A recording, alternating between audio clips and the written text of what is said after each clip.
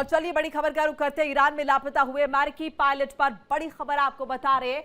Iran में लापता हुए अमेरिकी पायलट पर एक बड़ी खबर आई है। पायलट पर अमेरिकी राष्ट्रपति डोनाल्ड ट्रंप ने स्टेटमेंट दिया है। उन्होंने कहा कि हमने लापता पायलट को सुरक्षित बचा लिया है। ट्रंप की तरफ से कहा गया है दोनों पायलट को सुरक्षित बचा लिया गया है।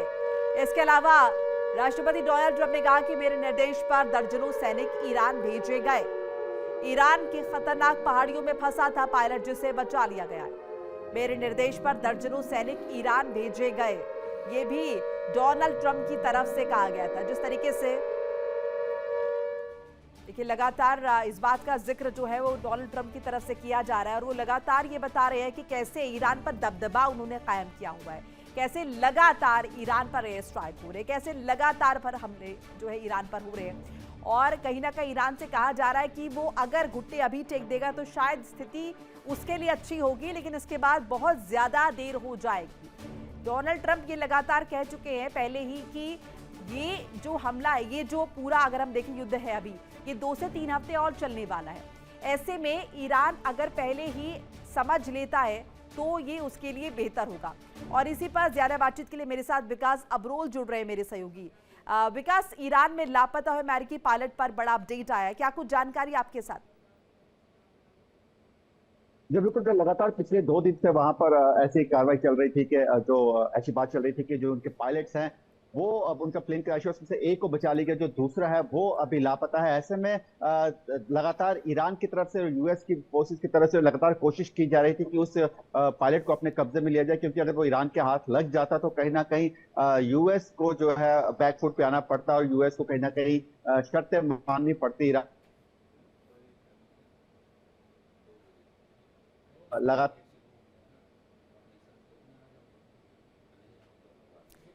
तो वो पोस्ट आपको दिखा रहे हैं और इस पोस्ट के जरिए ट्रंप ने ये जानकारी साझा की है और बताया कि बचा लिया गया है उस पायलट को, मामूली चोटें आई हैं, ठीक हो जाएंगी, इस बात का भी जिक्र किया और बताया कि किस तरीके से सक्सेसफुल रहा है ये पूरा रेस्क्यू मिशन या ऑपरेशन, जिसके तहत ये पायलट जो है वो बचा लिया गया है। इसके साथ उन्होंने ये भी बताया कि ये रेस्क्यू ऑपरेशन जो है वो चलाया गया था अमेरिका द्वारा और जिस तरीके के डायरेक्शंस यहाँ से भेजे गए थे, तमाम अगर हम देखें दर्जनों एयरक्राफ्ट जो है भेजे गए थे और उसके बाद ये बड़ी कामयाबी जो है हासिल हुई है। ईरान की खतरनाक पहाड़ियों में फंसा था पायलट।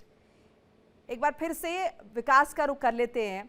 विकास, बाकायदा एक पोस्ट जो है ट्रंप ने साझा की है और इस पोस्ट के जरिए उन्होंने बताया कि ईरान की खतरनाक पहाड़ियों में ये पायलट फंसा था, लेकिन हमने सफल ऑपरेशन चला और कहीं ना कहीं इस ओर इशारा भी कि ईरान में घुसकर हम जो चाहे कर सकते हैं, रेस्क्यू ऑपरेशंस चला सकते हैं।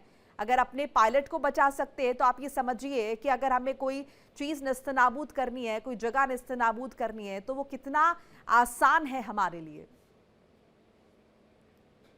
जी बिल्कुल, देखिए वही यही बात है कि अगर बात उस पायलट को बचा ली गई तो साफ साफ यूएस का जो दबदबा है वो साबित करता है, वो साबित कर रहा है कि हम किसी भी कंट्री में जाकर कोई भी वहां पर ऑपरेशन जो है सफल कर सकते हैं। और ऐसे में इस तरह से पायलट का बचाया जाना, हालांकि उसकी अवस्था क्या है, किस तरह से वो कहां कहां छुपा, क्या उसको वहां पर कुछ लोगों ने मदद की जो यूएस के साथ कनेक्टेड थे या जो इजराइल के साथ कनेक्टेड थे, क्या मोसाद इसमें भी साथ में शामिल थी, लेकिन कहीं ना कहीं एक बहुत बड़ा ये एक स्टेप है और कहीं ना कहीं ये अपने आप में एक जो है अपना दबदबा बनाने की बात है यूएस की। और कहीं ना कहीं ये ईरान को थोड़ा सा बैकफुट पर ले आएगा कि जहां पर ईरान लगातार कह रहा था कि वो अमेरिका की फोर्सेज अगर उसके इलाके में घुसी तो वो जो है ताबूत में जाएगी। ऐसे में उसकी फोर्सेस ने घुसकर अपने पायलट को बचा लिया और ईरान कुछ नहीं कर पाया। तो ऐसे में कहीं ना कहीं बहुत बड़ा सवाली निशान जो है ये ईरान पर लग जाता है। लेकिन ये एक अपने आप में बहुत बड़ी कामयाबी है यूएस की, अपने पायलट को दुश्मन कंट्री से बाहर निकाल लेना और दुश्मन को भनक भी ना लगे।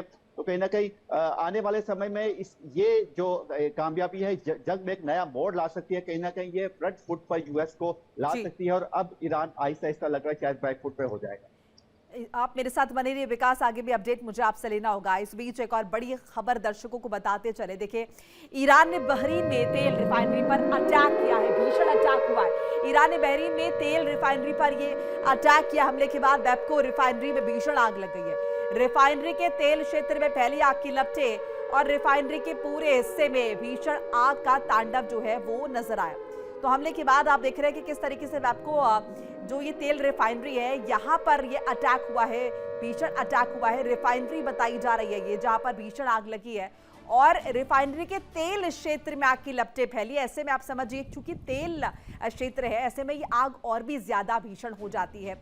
नुकसान यहाँ पर बड़े पैमाने पर हो जाता है। रिफाइनरी के तमाम हिस्सों में आग का तांडव जो है वो नजर आया। विकास मेरे साथ लगातार बने हुए। विकास, जाहिर तौर पर देखिए, सीधे तौर पर तो अमेरिका पर यहाँ पर ईरान अटैक नहीं कर रहा है, लेकिन यहाँ पर खाड़ी देशों में जितने भी अगर हम देखें रिफाइनरीज हैं या फिर दूसरे जो है बड़े यहाँ पर इमारतें हैं या फिर का इंफ्रास्ट्रक्चर है, उनको जरूर यहाँ पर ईरान निशाना बना रहा है अमेरिका को बताने के लिए कि मैं भी यहाँ पर बड़े पैमाने पर आपको नुकसान कर सकता हूँ। जी बिल्कुल, देखिए ईरान ने पहले ही साफ किया था, अगर हमारे संयंत्रों पे या हमारे इंडस्ट्री पे अगर निशाना बनाया जाएगा, सिविलियंस को निशाना बनाया जाएगा, तो उन सब देशों की ऐसे सब संयंत्रों को निशाना बनाया जाएगा जहां से जो है यूएस को मदद मिल रही है या जिन देशों से हमारे देश पे हमला किया जा रहा है। तो उसके चलते ही देखिए अब लगातार जो है कुवैत को इसका नतीजा भुगतना पड़ रहा है, यूएई में हमले किए जा रहे हैं। तो कहीं ना कहीं एक पहले मैकडोनल्ड पे हमला किया गया, उसके बाद कोई एक बिजली घरों पे हमला किया गया, उसके बाद लगातार ऐसी खबरें आ रही हैं कि जो ऑफिस है जैसे ओरेकल का, अमेजन वेब सर्विस का ऑफिस, ऐसी जगहों पे हमला करना, रिफाइनरी पे हमला करना। तो कहीं ना कहीं जहां पर एक तरफ यूएस और इजराइल जो है ईरान के जितने भी उसके बैकबोन है उस पर हमले कर रहे हैं, तो वहीं पर अब ईरान ने भी बैकफायर करके कुवैत, यूएई और अन्य कंट्रियों के जो मेन हब्स है उन पे हमला किया है, ताकि वो लोग जो है कहीं ना कहीं यूएस की मदद करने से बचे। क्योंकि देखिए कहीं ना कहीं अगर यूएस वहां से अपने हमले जारी कर रहा है तो नुकसान यूएस का नहीं, नुकसान उन्हीं कंट्रीज का हो रहा है। यही जताना चाहता है ईरान, और उनको कहीं ना कहीं लगातार ये भी वॉर्न भी कर रहा है दबे स्वर में कि आप हमारे मित्र हैं, आप हमारे दोस्त हैं, लेकिन ऐसी हरकतें मत कीजिए कि हमें आपके खिलाफ एक्शन लेना पड़े। लेकिन अगर वो लगातार यूएस का साथ देते हैं तो उसका नुकसान जो है उन कंट्रीज को भुगतना पड़ेगा, ना कि यूएस को। हालांकि वहां की यूएस एयरबेस जो है उन पे भी हमले किए गए, जिसमें बताया जा रहा है कि 214 के आसपास जो यूएस सोल्जर्स हैं वो घायल हुए हैं, टोटल जितनी भी गल्फ कंट्रीज में इनके एयरबेस है आसपास के इलाकों में। तो कहीं ना कहीं नुकसान तो यूएस को हो रहा है, लेकिन ज्यादा नुकसान उन कंट्रीज को हो रहा है। इसके लिए अब कहीं ना कहीं बैठ के बात करनी जरूरी है। अब देखिए 38-40 दिन के आसपास हो चुके हैं युद्ध को चलते हैं। ऐसे में अब अगर युद्ध ज्यादा लंबा खिंचा तो नुकसान सब देश, पूरी गल्फ कंट्री का होगा बनिस्बत यूएस का। यूएस को कोई नुकसान इतना नहीं होगा, यूएस को जरूर डिफेंस का नुकसान हो सकता है, उसके पैसे जरूर जाए जा रहे हैं, कई मिलियन डॉलर्स उसके लगातार इस पे युद्ध में खर्च हो रहे हैं, लेकिन जो आर्थिक नुकसान है देखा जाए और जो एक मैन्युफैक्चरिंग यूनिट्स या हम इंफ्रास्ट्रक्चर का नुकसान है वो इन सब इन कंट्रीज को है। तो कहीं ना कहीं अब बैठकर इस बात होनी चाहिए और अब इस युद्ध को खत्म किया जाना चाहिए। निश्चित तौर पर आप बने रहिए मेरे साथ। विकास, आगे भी अपडेट लेना होगा। ईरान के मशहर में इजराइल ने भीषण अटैक कर दिया। ईरान के मशहर में इजराइल का यह भीषण अटैक हुआ है। पेट्रोकेमिकल जोन पर इजराइल ने मिसाइल दागी। इजरायली हमले में 5 लोगों की मौत की खबर आ रही है। स्टील के बाद पेट्रोकेमिकल को तबाह करेंगे, ये नेतन्याहू की तरफ से कहा गया है। तो इजराइल के अगर देखें प्रमुख किस तरीके से लगातार धमका रहे। ईरान के मशहर में इजराइल का भीषण अटैक हुआ है और पेट्रोकेमिकल जोन पर इजराइल ने मिसाइल यहां पर दागी है। इजरायली हमले में 5 लोगों को अपनी जान गंवानी पड़ी है। इसके साथ साथ नेतन्याहू ने क्या कहा है? नेतन्याहू कह रहे हैं कि स्टील के बाद अब पेट्रोकेमिकल को तबाह करेंगे। विकास, नेतन्याहू का ये कहना कि अब स्टील के बाद पेट्रोकेमिकल को तबाह करेंगे, यानी कि तमाम जो संयंत्र हैं ऊर्जा क्षेत्र के हो या फिर ऊर्जा क्षेत्र के ना भी हो, आर्थिक तौर पर ईरान की कमर तोड़ के रहेंगे।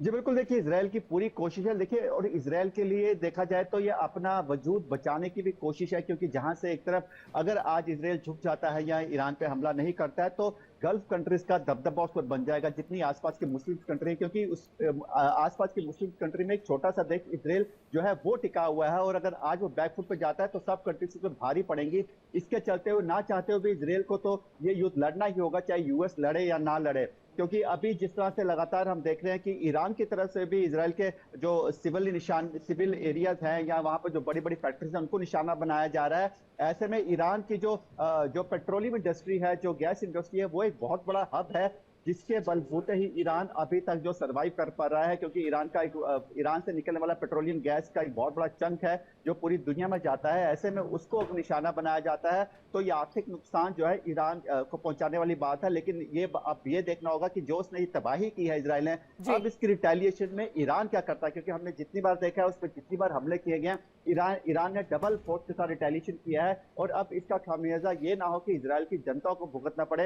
हालांकि लगातार हम देख रहे हैं कि इजराइल पर हमले जो है ईरान भी लगातार करता जा रहा है। वहां पर उनके आयरन बिल्कुल डोम विकास, की चीजों इतना का तो नहीं तय है बता- कि अमेरिका अगर इस युद्ध से बाहर चला भी जाएगा तो ये इजराइल और ईरान की जंग तो नहीं थमने वाली है। ये तो नहीं लग रहा है कि अगले कुछ महीने या फिर मुमकिन है उससे भी लंबा हो सकता है। बहरहाल बहुत बहुत शुक्रिया आपका तमाम जानकारी अपडेट साझा करने के लिए।